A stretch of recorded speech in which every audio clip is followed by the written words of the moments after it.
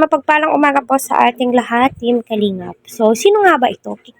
Kilalanin po natin yung tinutukoy nga po ni Kalingap Rab na kinakawawa dahil nga po sa sobrang kabaitan po nito. Noon pa naman, no, mabait po talaga siya, mahinhin, magalang, kahit na madaming sponsors, sobrang sikat, sobrang sikat. Very down to earth. Kaya nga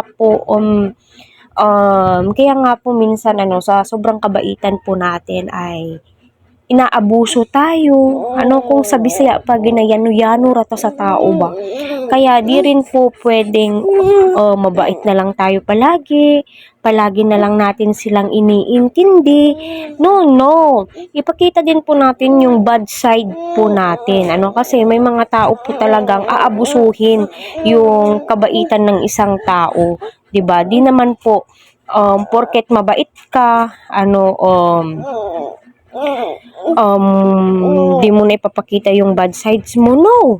Kasi minsan inaabuso po tayo ng tao, kaya ganyan. Kaya panoorin po natin at pakinggan po natin yung sinabi ni Kalingap Rab dito.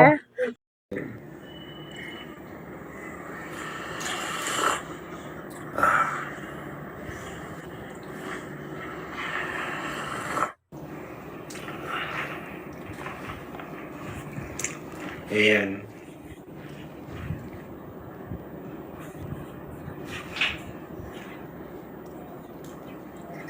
Kapit po tayo. Ubus na ba yung BSL ko? Ubus na po.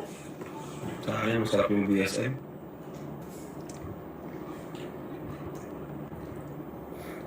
Okay, ingit lang yun. Kamag-anakan ni okay.